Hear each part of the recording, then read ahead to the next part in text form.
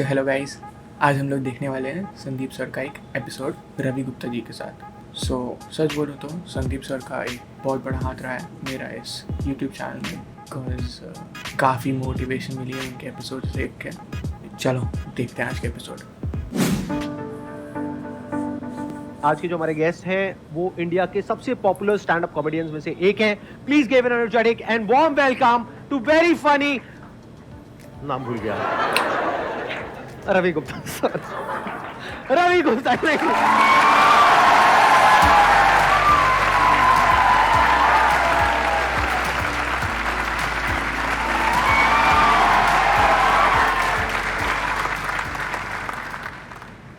बार ऐसा हुआ कि मैं यहाँ अनाउंस कर रहा था, अभी आपने देखा क्या हुआ यहाँ से पीछे बैक स्टेज से, मैं मतलब अनाउंस कर रहा था और यहाँ आकर के मैं एक्चुअली नाम भूल गया। कब तक आप ही जीतते रहोगे? कभी तो हमारी वाली फीलिंग इनको भी हो।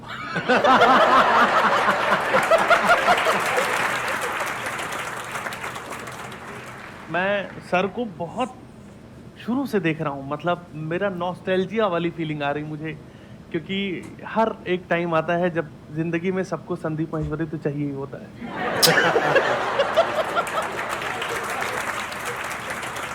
क्या हुआ था? दिल टूटा था? क्या हुआ था? मतलब जस्ट क्यूरियस टू नो। जब टाइम अच्छा चल रहा होता है तब कोई मुझे याद नहीं करता।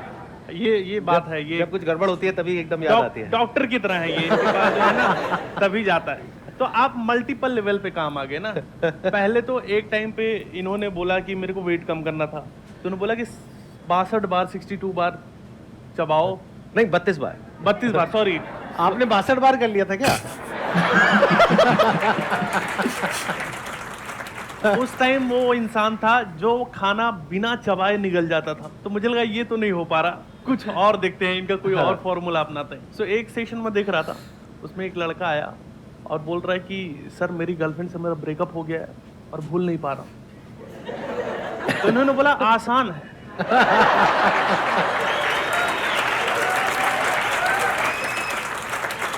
उसने बोला नहीं आसान है। बोल रहा है आपके यहाँ से एक सेशन करके गया था, how to not forget things. तब से ऐसा हुआ होगा।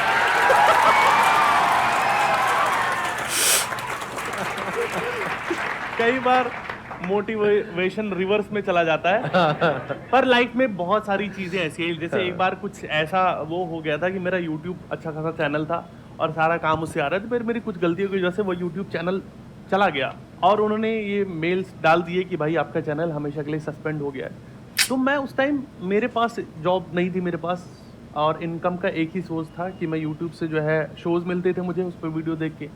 तो उस टाइम फिर मैं आपके वीडियोस देखता था और लगता था यार कि नहीं यार, मतलब कि यूट्यूब ही तो गया है, अभी कैंसर थोड़ी हुआ है या कुछ भी। मुझे लगता है कि हर प्रॉब्लम की एक बड़ी प्रॉब्लम है अगर तुम उसको सोचने बैठो तो। और इनकी जो एनर्जी पूरा सर की एकदम ट्रांसफर कर देते थे, तो लगता था कि यार नहीं।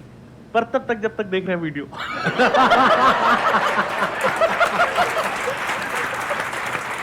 वीडियो देखते टाइम तो यस कर देंगे, फिर बाहर जा रहे हैं पार्क में बैठेंगे, अरे यार। पर एक्चुअली ये बहुत एक दवाई जैसा काम करता है सर का मोटिवेशन या सर की बातें ना, मतलब इतनी पॉजिटिव चीजें, इतनी पॉजिटिव एनर्जी, वो चीज़ तुम्हारे अंदर चली जाती है और एक्चुअली दिशा बदलने वाली चीज़ें होती हैं। ये अब बातें हैं, ये अब मैं बोलने के लिए नहीं कह रहा हूँ। लाइफ में बहुत सारी चीज़ें ऐसी आती हैं जहाँ पर लगता है कि यार कुछ समझ नहीं आ रहा, पर कुछ एक या किताब या कुछ वीडियो देखने की ज़रूरत होती है उस टाइम, और वो चीज़ें पूरी बदल देती है। कौन है जिसके पास में कुछ मज़ेदार कुछ है पूछने के लिए, कुछ कंट्रोवर्शियल है? क्या मैंने देखा यूट्यूब पे आपकी कोई कंट्रोवर्सी नहीं है, कुछ एक आध होनी चाहिए? नहीं, चलो फिर कर ही देते हैं। नहीं, अच्छा लगा जितनी देर बात की।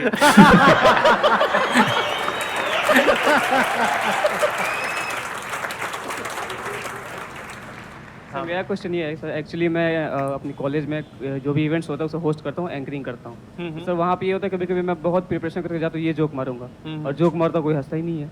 और कभी कभी ऐसा होता है और ये होता है कि कुछ जोक मारो किसी को समझ ही नहीं आया, तो उस सिचुएशन में फिर मैं ब्लैंक हो जाता हूँ, अब क्या करूँ मैं? फिर उस सिचुएशन को सर आप कैसे हैंडल करते हो? कोई जोक मारे कोई हंसा ही नहीं। जब भी ये दिमाग में तो संदीप सर का एक बहुत पुराना वीडियो है जिसमें इन्होंने खुद ही दिखाया था कि मेरी बेइज्जती देख लो जहाँ वो ब्लैकआउट हो गए थे पूरा और सब चीजें। हाँ सो ये तो पार्ट ऑफ द प्रोसेस है। मुझे लगता है कि आप जितनी बार स्टेज पे जाओगे, और कॉमेडियन या एंकर थोड़ा बेइज्जती सहनी आनी चाहिए जीवन में ना। हमको बेशर्म थोड़ा होना पड़ता है, क्योंकि कई बार शो में ऐसे लोग बैठे रहते हैं, जैसे नॉर्मली तो जो लोग ऑडियंस अपनी आती है वो एंजॉय करती है, बट कई बार शो में ऐसे भी लोग होते हैं जो जिंदगी भर नहीं हंसे उनको हंसी भी आ रही है, हाँ। पर इतने सालों से मुंह बना के जो इज्जत कमाई है उन्होंने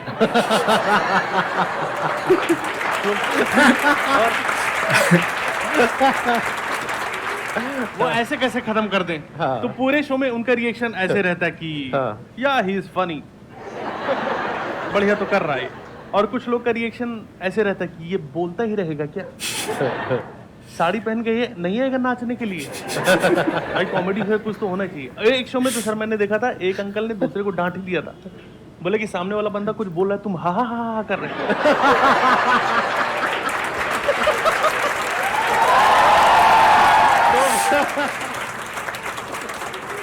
तो ये पार्ट ऑफ द गेम है, ये होता है। आपको इस प्रोसेस से गुजरना पड़ेगा, हर इंसान गुजरना पड़ता है। सर भी गुजरे हैं, अभी भी गुजरते हैं, कई अभी भी बार गुजरते हैं, बिल्कुल बिल्कुल। अभी भी हाँ। बहुत बार हो जाता है कि आपके मैं साथ- एक जोक मारता हूँ, मतलब हो जाता है, बहुत बार होता है। नहीं, आपके साथ तो नहीं होता। अरे होता है, मतलब मैं इतना बड़ा कॉमेडियन जो तहलका मचा रहे थे आप मेरे आने के पहले, मेरी ऐसे धक धक होने लगे कि मैं तो छोड़ ही दूं क्या अपना धंधा यार।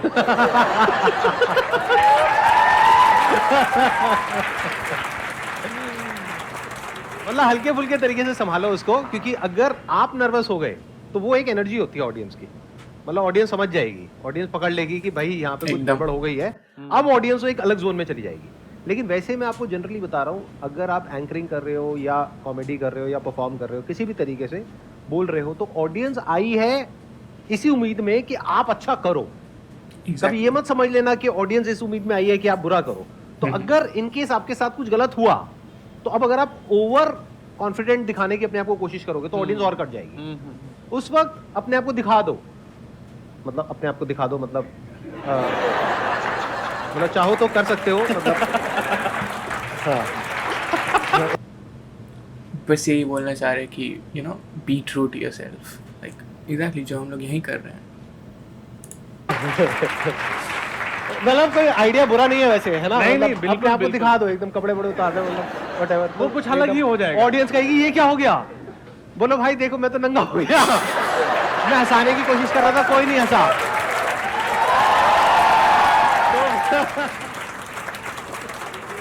आप समझ लो कि आप बेइज्जती का लेवल पार कर गए ना। अभी हाँ। तक आप एम्बेरस हो रहे थे, अब ऑडियंस हो रही है, ओहो ये क्या अभी हो और गया? उतारेगा क्या?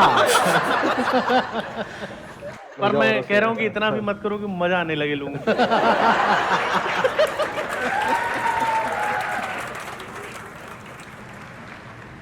मैं भी मतलब प्रैंक करता था और कॉमेडी और डांस, तो मैं बहुत मतलब डिमोटिवेट हो जाता था, क्योंकि जब मैं प्रैंक करता था एक ऐसा नौबत आ गया था मेरा कि मैं ओनली जो पीके का सीन है ना आमिर खान सर का, कच्चा पहन के मैं पूरा गोरखपुर में हाथ लोगों से मिला रहा था प्रैंक करने के लिए। तो उसके बाद से मतलब मुझे बहुत आलोचना सहना पड़ा, फैमिली से, दोस्तों से, बनता है। और साथ में जो मेरे दोस्त है वो वायरल हो गया काफी ज्यादा। वो लाख कपड़े लाख- पहन के रहते थे या वो भी कच्चे में थे?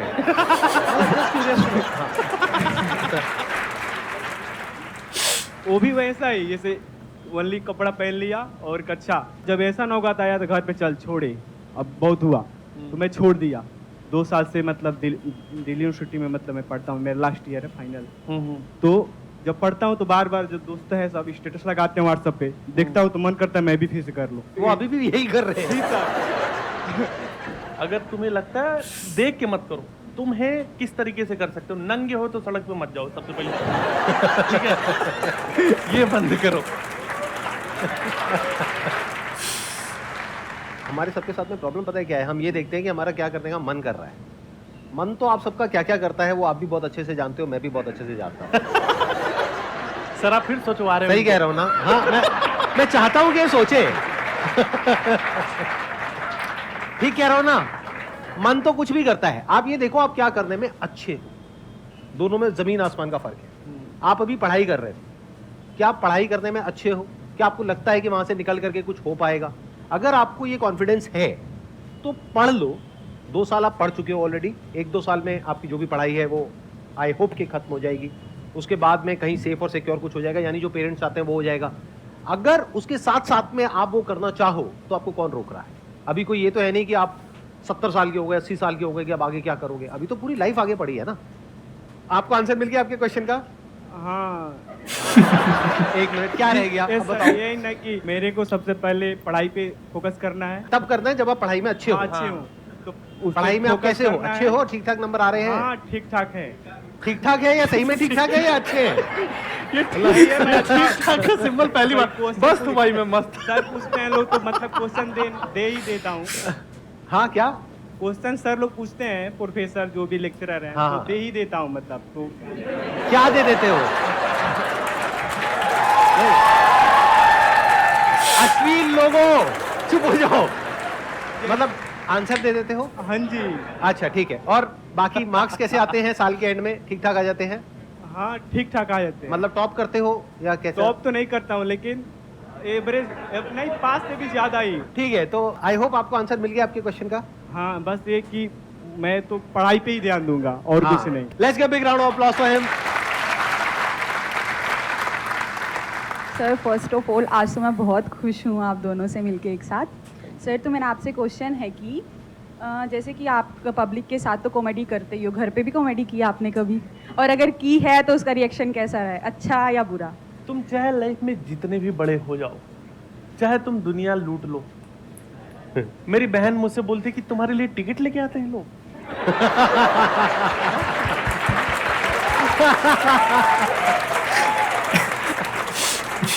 घर की मुर्गी दाल बराबर कोई औकात नहीं होती।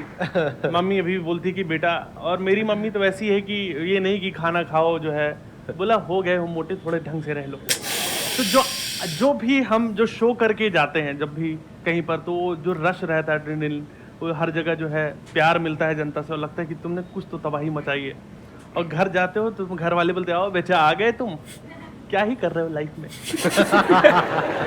तो कॉमेडी तो निकल जाती है अंदर कहीं और जो है, और बस बातचीत होती है, खुश हैं घर वाले। सर हमारे लिए भी कोई कि हम घर पे कॉमेडी कर सके, कोई ऐसा आइडिया? आप घर पे कॉमेडी कैसे कर सको? आप शादी के लिए हाँ कर दो।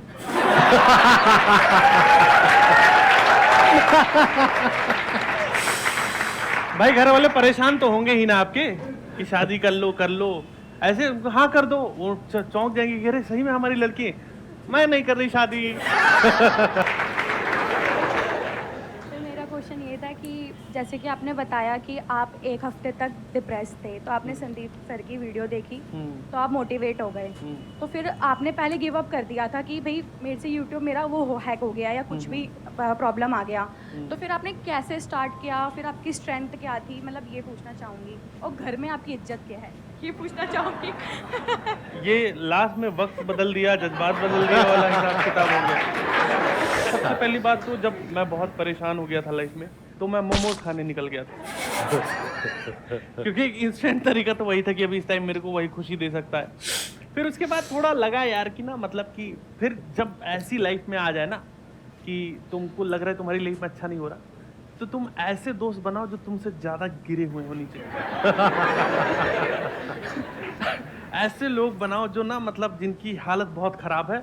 मैं वो चीजें सोचने लग गया था कि यार क्या खराब है, और मुझे कुत्ता तो नहीं काटा ना रास्ते में चलते हुए, वर्स्ट और सोचने लग गया था मैं। लेकिन वो थोड़ी देर के लिए होता है, धीरे धीरे करके आप वो हील करने में टाइम लगता है, क्योंकि वो चीज़ बहुत अंदर तक आपके अंदर है और वो बार बार रहती है ना, तो वो प्रोसेस है, वो आपको समझते रहोगे और धीरे धीरे आपको समझ में आएगा कि अगर आप उस तरफ ही जाओगे तो आपको लगेगा कि नहीं भाई, लाइफ और भी है और तुमको उससे निकलना है, तुमको आगे जीना है और तुमको करना है कुछ।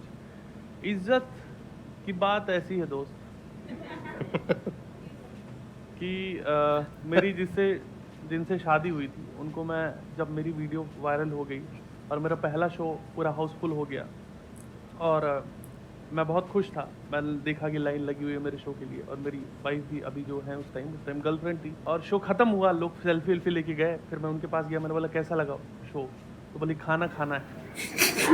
तो यही इज्जत है, प्रायोरिटी सेट। सर पहले तो मैं आपका बहुत बड़ा फ़ैन हूँ और सर मेरा यूट्यूब पे चैनल है ईशू एस प्रैंक नाम से, उस पर 1,16,000 सब्सक्राइबर हैं।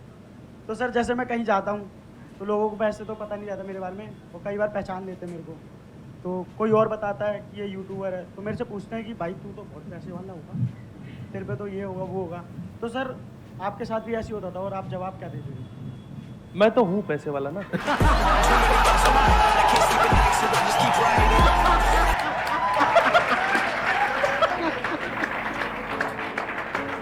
Thank you so much sir यहाँ पर आने के लिए, और मेरे को बहुत बढ़िया लगा आपसे मिल करके।